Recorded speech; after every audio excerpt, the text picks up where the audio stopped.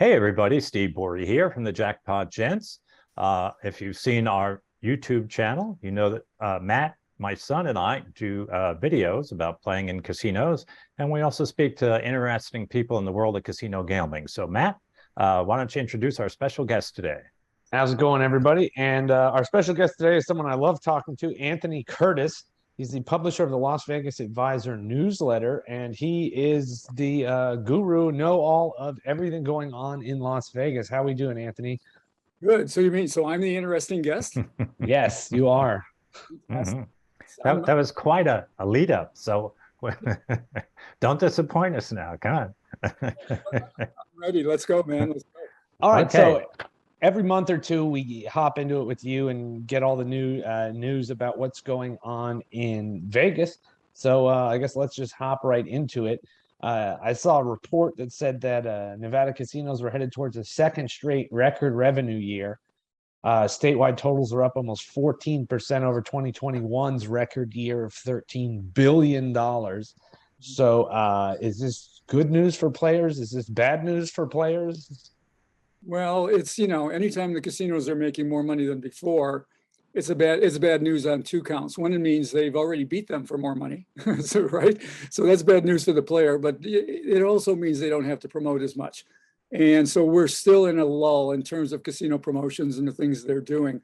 The good news on this, though, is that the signs really are pointing towards it's starting to slow down. So they had such a big start of 2022 that it's going to maintain the record. But going into 23, I think we're going to start to see it pulling back. And then hopefully we see a few more promos and some better deals out there. All right, and there's a lot of information out there. We keep hearing about the Formula One in Las Vegas. Now they're going to shut down the strip for this big event. Yeah, let's see the dates. They named the dates, and everybody knew what they were, but we didn't know for sure. And it's going to be not this year, but next year, November 16th and 17th. And yeah, they're going to close down the strip. A big portion of the strip from the Wynn down to I guess you would say City Center, and then they're going to go south from there and around, and they're going to do I don't know 50, 60 laps of that track. It's gonna we've talked about it's going to be a big deal here. But now I saw they're shutting down the strip this year for a kickoff party that's like a year ahead of time. I think that was supposed to be November 5th. That's still happening? Yeah, that's going to be their dry run. I mean, they're just going to fool around with it. They're going to kind of simulate it. And they're not really promoting it real big, but it's going to be kind of a mini event here. And they're going to, they'll probably, I don't know all the details, but they'll probably have some cars out there, running around, and they're just going to give it a try so they can get their feet wet and they know how to do it, for the main event next year. I feel like anytime they shut down the strip, it can't be that small of an event, though. Well, it's they do it more often than you would think. They do it for these marathons they run, especially when you get closer and closer to the holidays. They'll shut it down a couple of times, and then of course leading into New Year's Eve. And New Year's Eve is a big one where they shut everything down, and nobody moves for a day. And now I guess so. The Bally's got bought out. It's now going to be the Horseshoe. They were supposed to have that name changed in time for the World Series of Poker. That didn't work out. I assume that's still in the pipeline to come soon, right? Yeah. Do you know if they're going to do 100 times odds at Horseshoe? Because I would be very surprised. I haven't heard that they are going to do that. They're doing different things. I mean, it's going to be Horseshoe, I think, in name only. I don't think you're going to see Horseshoe type, pricing and things center strip, because this is Bally's. It's right there. So they're going to change the name, and that's about it. All of the name changing, the logo changing, all of that's going on. The big arcade just opened up. So, Bally's, if people who haven't been there, there's like the casino floor, and then there's like a downstairs where the sports book used to be. And that is now a giant arcade with supposedly vintage games and things.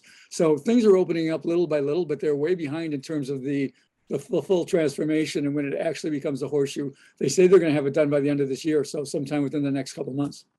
Oh, okay. Because I know that they had the 100 times odds at the Cromwell, and then they got rid of it, they had that there for years. So I was sort of hoping that they were going to move it to the Horseshoe, because I know all the other horseshoes in the country are known for having 100 times odds, even though, I mean, Caesars doesn't normally have great games, but they still have held that 100 times odds up. So I was hoping it was going to come, but maybe not. I won't hold my breath. I don't trust them. I just don't trust them. I mean, it would make total sense. And, the odds bet is an even money bet. They're not giving up anything on that. They're also not making a profit over time, but it's a great marketing tool. So you would think they would do it to, help with the branding of Horseshoe, and maybe they will. And, but as of now, there's been no announcement of such. Well, I hope it works out for Matt, because I know Matt's eager to go in there and make a $10 pass line bet and put $1,000 behind the line to get the free odds.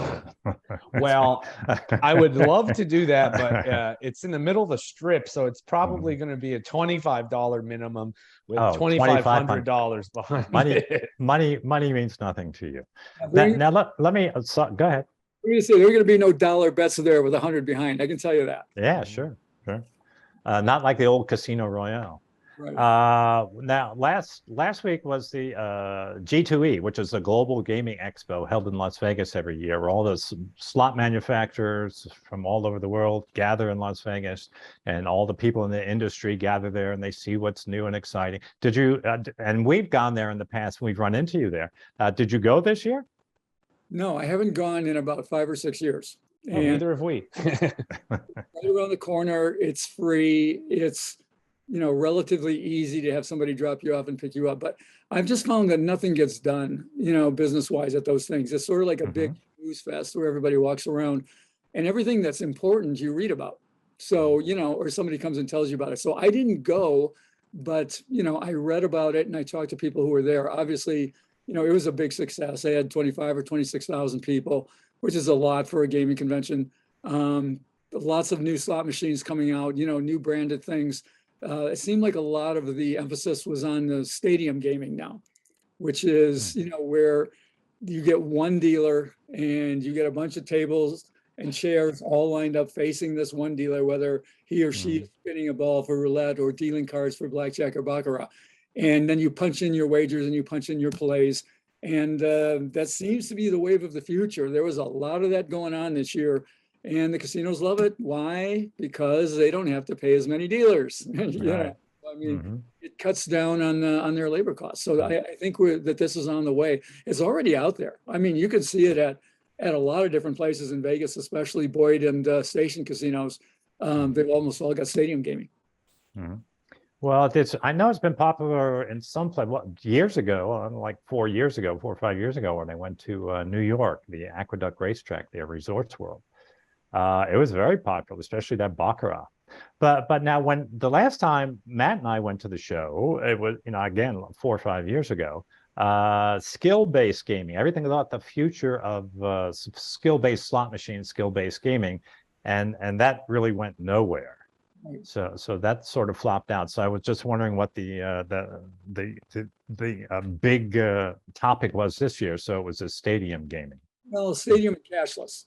They talked a lot about cashless, and of course they talked a lot about sports betting.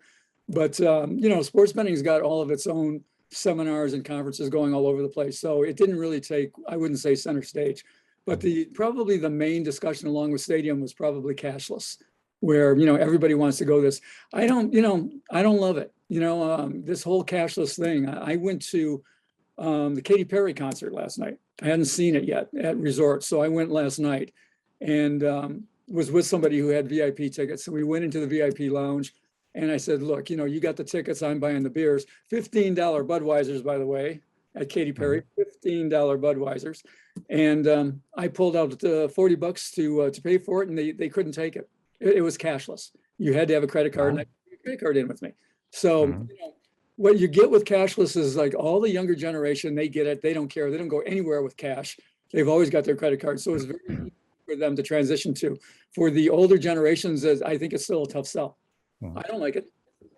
Yeah, well, one other, talking about this cashless before we move on to the next question.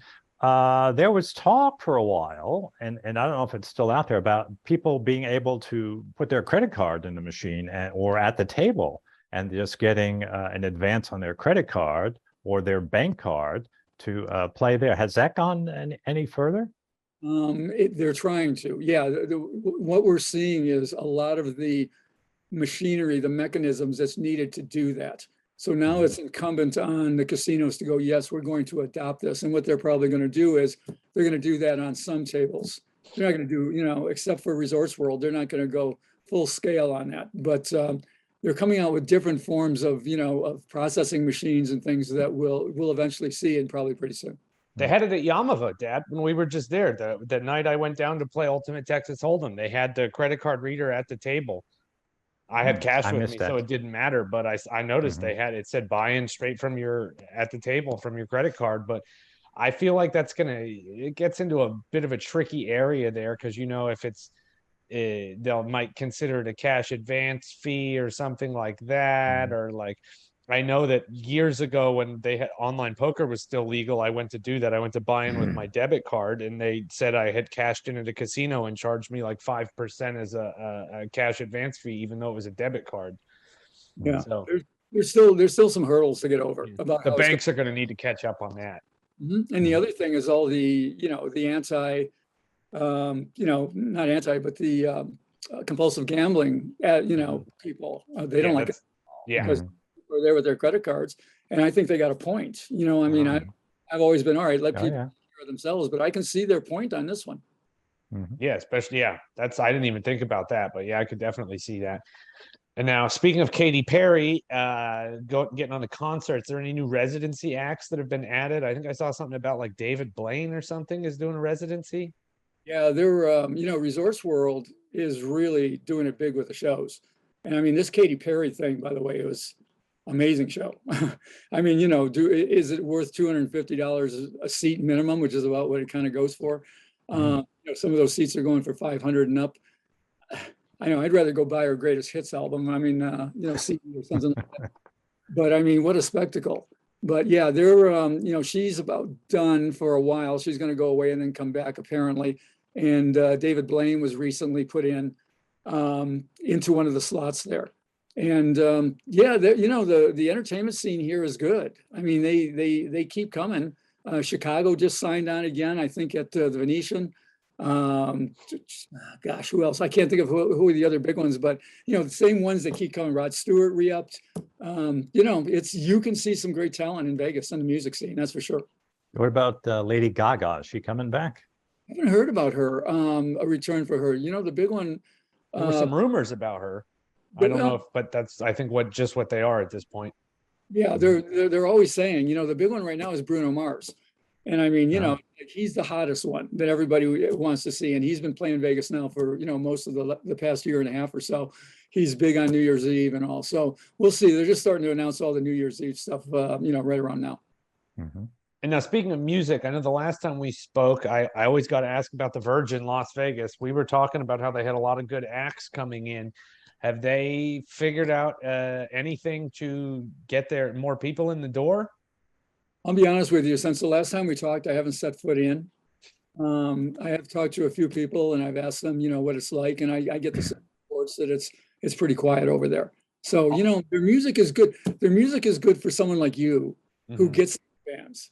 Mm-hmm. But, a lot of these bands are not well known to, again, older generations. So that's not going to help them there.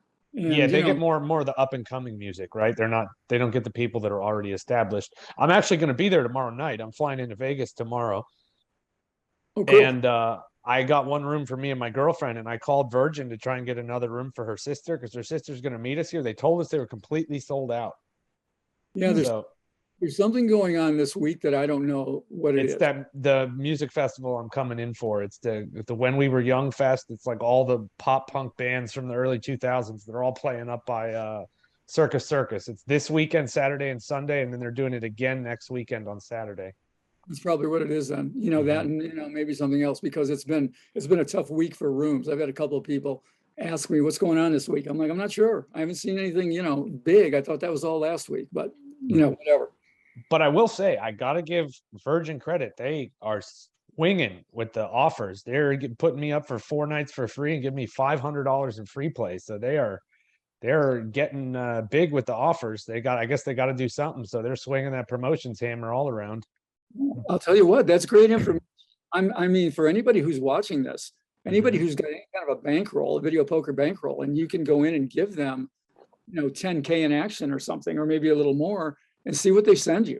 This is what you want to do. You want to take advantage of these opportunities. And Virgin and Resorts World are supposedly really good hunting grounds. You don't want to go in, people who are listening, you do not want to go in and get a card and play $100 and leave, then come back and do it. You want to play your big play on your very first time you put your card in the machine. Mm-hmm. And then the offers should roll in. They should. They don't always, but they should.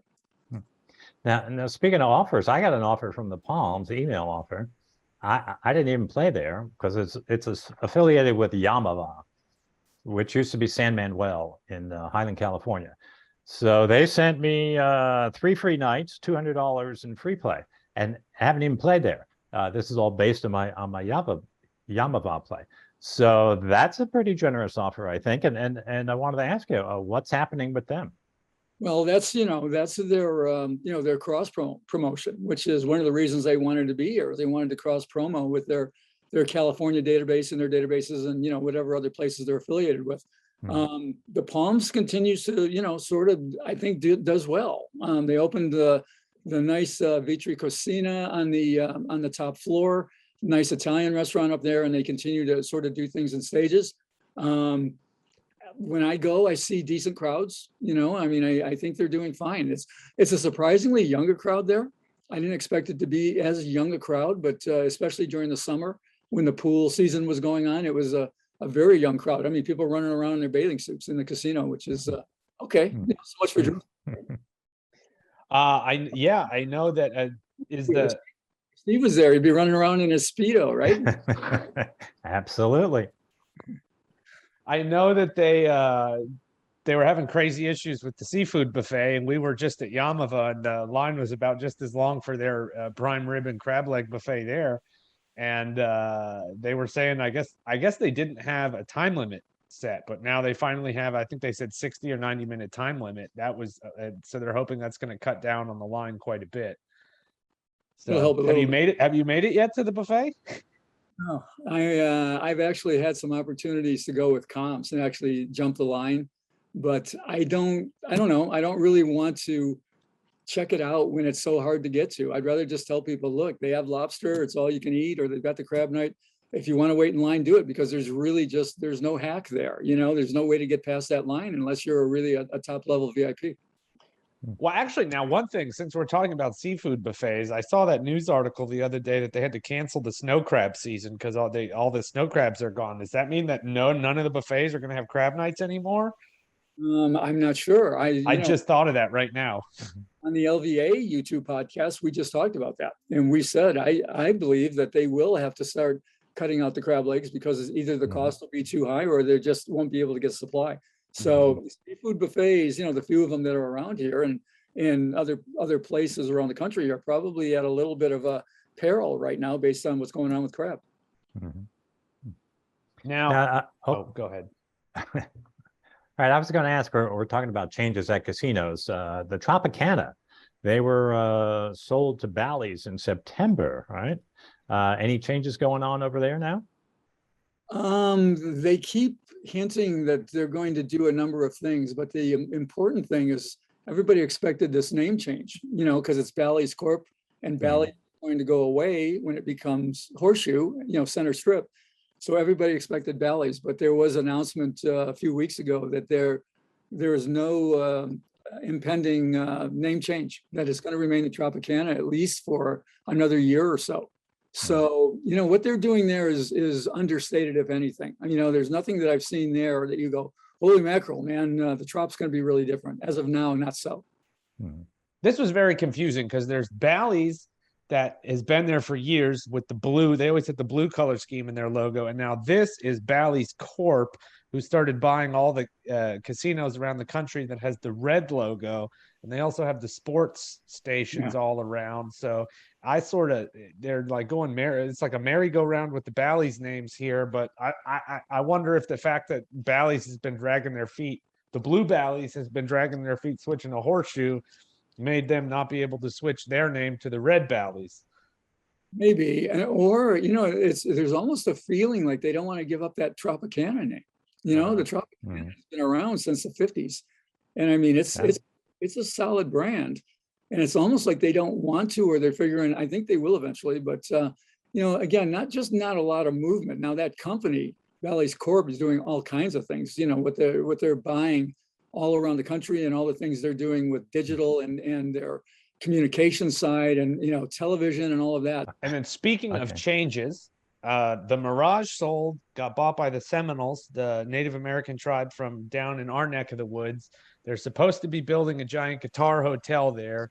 I heard that Mirage was going to close. Have they announced that they're going to close yet? Is that official? No. There's been very little information coming out of there.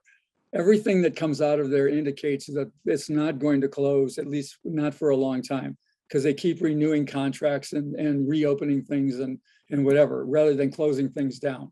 The big news out of there was like a couple of dolphins died, in the dolphin habitat. Oh no! Everybody just lost their heads over that, which it's a bad thing. But they had to shut down the dolphin habitat for a while, and I don't think they're going to reopen that.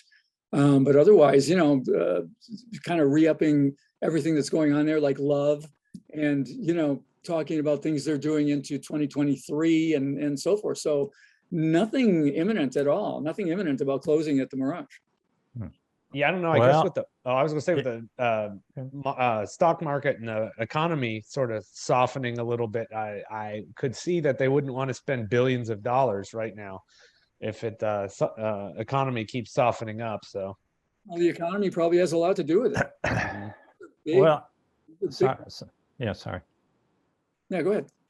Oh, I was going to say they're supposed to build this big guitar hotel, right, in front of it, but they were able to do that here while the whole operation was. I mean, they were very, very good and organized, where they shut off pieces, and you really didn't know all this construction was going on. But they built this entire massive guitar hotel and the pool complex and all these shops while the regular operation was going on. So I mean, is it a possibility that they plan to just keep it open while they're building the guitar hotel?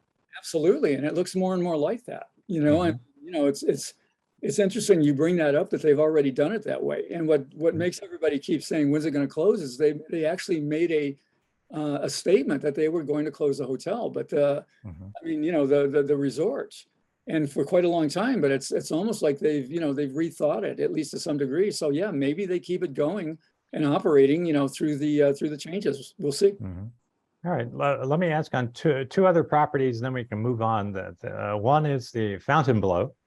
What is the status of that? And the other one was, there was a rumor that Caesars was going to sell the Flamingo. Those two properties. Not too much on either one. The only thing about Fontainebleau is they released some information about a big retail component they're going to have there. A bunch of shops on the second floor or something like so. Big deal. And at the end of that was, and by the way, we're still on schedule to open at some time in 2023. So they still claim they're going to open next year, but very quiet on that front. Same thing with Caesars. You hear they're going to sell this, they're going to sell that. Maybe they want to look at another, on and on. They keep saying this in all their earnings meetings, but nothing solid on that front either. The news that just came out, the newest news is about this all net casino that they've been talking about on the north end of the Strip for a decade. That some multi-billion-dollar thing that's done by a former basketball player that seems to come and go, and it looks like it's dead. And they just announced more financing for it, and that's going to keep going. The other is the Tillman Fertitta, was just okayed, and Fertitta owns the Golden Nugget downtown and casinos all over the United States, and the Landry's seafood restaurants and so forth. And he's going to build a giant resort on Harmon in the Strip, which is right across from City Center. So, things are happening for sure.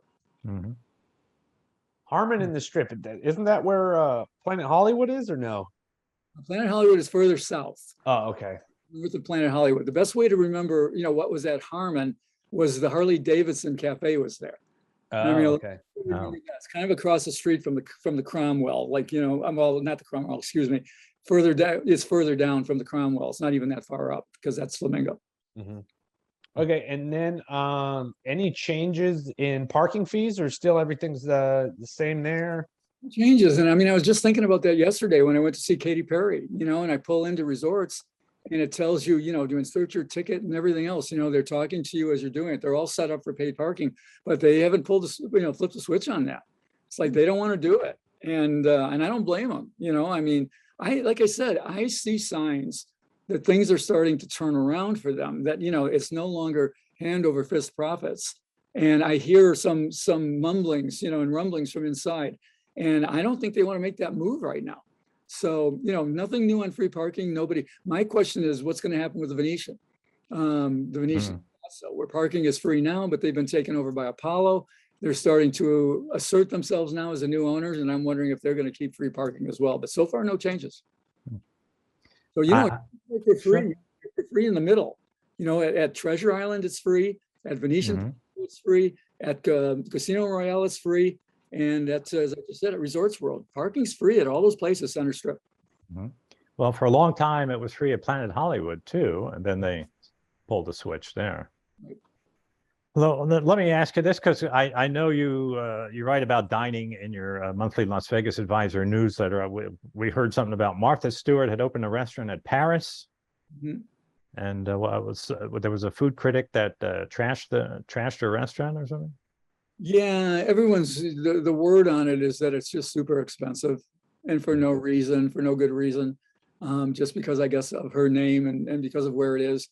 But I mean, that's sort of the way, these celebrity chefs come in, Martha Stewart and Ramsey and, all these guys.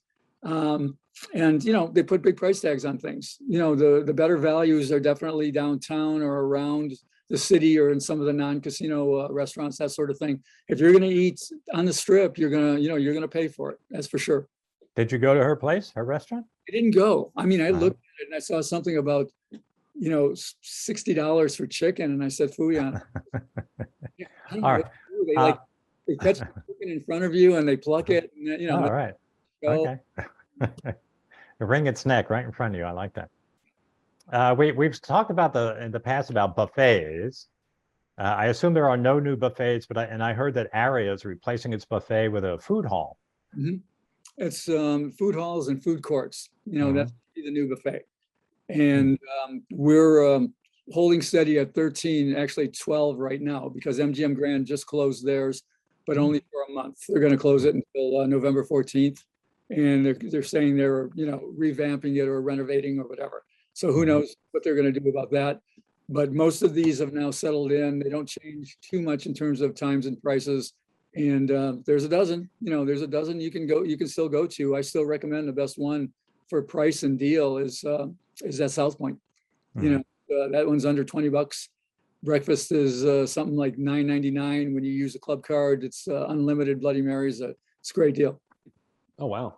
Now I feel like food hall, they're just calling it's just food court, but just more expensive. I feel like they're changing the names from food court to food hall and just doubling the price. I think the distinction, Matt, when you talk about hall versus court, I think the distinction is the food halls, as they're calling them, are going off the reservation in terms of what they do. So they're not going to have a McDonald's and a Sbarro and a, whatever it is they have. They're a Panda.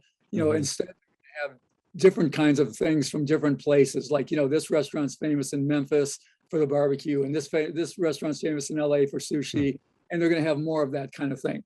Which cool. The food hall list, I've actually got it here. Food hall. Let's see. Non-food court style cuisines such as Korean fried chicken, ramen, and sustainably caught seafood and made-to-order sushi. Oh, okay. That sounds pretty cool, actually. Yeah. So what they're going to be doing is they're going to be using the food court concept, but with a higher elevated, food sort of cuisine, and they're going to. Yeah. Makes sense. Yeah, and then so I guess the Tillman Fertitta, the one you had just mentioned, it's going to be there. It's supposed to be, the stats on it says it's supposed to be 2,400 hotel rooms and 60,000 square feet of casino space and a 2,500 seat theater. That's going to be like comparable to any of the massive mega resorts right now, right? That seems very huge based off those numbers. This guy's got an ego, and I mean, he wants to outdo his cousins, which, run the station casinos and had the UFC and sold it. But I mean, this is going to be a 42-story place. They're going to have, multiple restaurants. retail, showroom. They're even going to have an auto. They're going to have an auto shop in there, sort of like the Wynn used to have the Ferrari. Oh, It's going to be something along those lines. I'm sure it's going to be some high-end thing. We have a blogger at LasVegasAdvisor.com. We have a business blogger named David McKee, and David's pretty irreverent.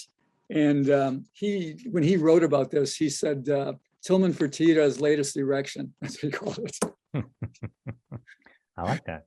Tillman Fertitta's latest erection. So he was talking about ego, and it's going to be a big operation for sure. and then the last thing that I saw news on, which actually sounds pretty cool, is this thing about, have you seen the Disney Studios, the immersion thing they're supposed to do? That sounds really cool. So there's the thing that's been touring around the country, the immersive Van Gogh experience, which I went to with my parents and my girlfriend down here in Miami. Super, super cool. And that same company says they're going to be doing that, but based on, it's going to be an immersive experience with Disney animation. It says they're going to bring you inside the films of the Disney Studios, and it says it's going to debut at the Lighthouse Art Space Las Vegas, which the shops at the Crystals, that's in City Center. Yeah. Yeah. This immersive thing is like the new thing. There's a few of them in town right now, and we're reviewing them one a month. We did Van Gogh this month, and the month before we did one called Space. And I believe this Disney one is going to be sort of like a residency, and it's not going to be permanent, but it's going to be here for a good amount of time, like maybe a month and a half, something like that. Mm-hmm. Oh, and it says it's going to be early 2023. So I'm very excited about that one. That sounds super, super cool, because I was blown away by the Van Gogh one. The Van Gogh is quite amazing. The Space one is a better deal, and there's a better value there, in terms of the money, and they're both just cool. I mean, you get inside those things and it's like, wow. I remember quite a while ago, a couple of decades ago, it was all about motion simulation. Everybody thought that was the coolest thing, motion simulation. Then everybody got bored of it. This is a little bit different. They use motion simulation. They use, all kinds of, lights and strobes, and it's pretty wild. It's worth doing. The ticket usually in the, between 20 and 40 bucks, and you can find discounts. So it's worth checking out. Mm-hmm. And we did the VIP version where they gave you the VR headset too, and it like toured you through like all the paintings, famous paintings that he did. It was super, super cool. Nice. All right. Of course, we're wrapping this up now, and no interview with you would be complete without us discussing the Sphere. So can you explain to people what the Sphere is and give us an update on it? Yeah, the MSG for Madison Square Garden, the MSG Sphere, which is being built behind the Venetian Palazzo. For how many years now? Oh man, going on 7 or 8, maybe. I think. Is it really that long? And the price keeps going up and up and up. So it's over? What is $1.5 billion? I don't even remember. What is it? Billions? Steve, I checked it for you, knowing it is amazing to look at right now. Because it is. It's a big round ball. It looks like a huge volleyball is what it looks like from the outside. And supposedly it is going to be the greatest technologically advanced concert hall in the world. And nothing has changed. These are the exact numbers I quoted to you the last time I was on, a little over. Wow. It's due sometime in 2023. They will not say, but it's going to be toward the end of 2023. And the price tag is $1.83 billion at this point. I'm surprised the price hasn't gone up, but when you think about it, well, what could you do, for $1.83 billion to make I don't know, it just seems insane. But that's the way a lot of those Las Vegas projects are, and they get done and they attract people. So it's been working. So who's to say that it's a crazy idea? I reckon when they open it, you're going to be the first customer, right? You're going to be only if they comp me. Gotcha. If they comp me, I'll be the first one there. Otherwise, I don't know. It's like Katy Perry. I'm going to have to spend $500 a ticket. How are they going to get their money back? They're going to charge you $500 a ticket. But I guess people pay it. So who knows? Pay it. I mean, that Katy Perry concert was full of people that were paying. They weren't comped, so the market will be right. All right. So Anthony ahead. Curtis, thank you very much. If people want to know more about you and all the fun stuff you do about Las Vegas, where can they find that? Well, tell them to come to LasVegasAdvisor.com, check out what we do there. And when they're done watching this video, click onto ours on YouTube, Las Vegas Advisor channel. And we do this once a week. We talk about what's happening. Yeah, this is, you thought this was in depth. We just glanced over everything. They go on their channel in depth into everything. So if you ever have any questions about Las Vegas, go subscribe to their channel. And it is a very great tool. Well, thank you. You know, I'll tell you what we do there. We do a jackpot of the week. Now you guys actually play it and do it and people get to watch you, but people send in their jackpots and we pick one every week. And there are some fascinating stories. There are some unbelievable stories of how people are hitting and what they're hitting and what the circumstances are. If you tune in just for that, it's worth seeing. And I always comment on it. I talk about the game they were playing, what they might have been doing right or wrong, if they should or shouldn't have been playing. Of course, they're all jackpots. So of course they should have been playing because they all hit jackpots. Mm-hmm. Now, are these videos they send in or just they send you emails and you talk about it? Usually they send a still photo of the jackpot or, you know, 1 or 2 photos of the jackpot. Sometimes we get a video, but usually it's a still photo with their story. And stories are ridiculous. You cannot believe some of the things that people have done on Ultimate X. They all seem to come on Ultimate X, which is what the crack cocaine of video poker, I'll tell you. Yeah, very volatile. Oh my goodness. Some of the jackpot stories are just absolutely amazing how they happen. All right, so thanks for watching, everybody. If you like the video, please give it a thumbs up and don't forget to subscribe so you never miss any of our other great content. Yeah, thanks again for watching and best wishes for good luck in the casinos.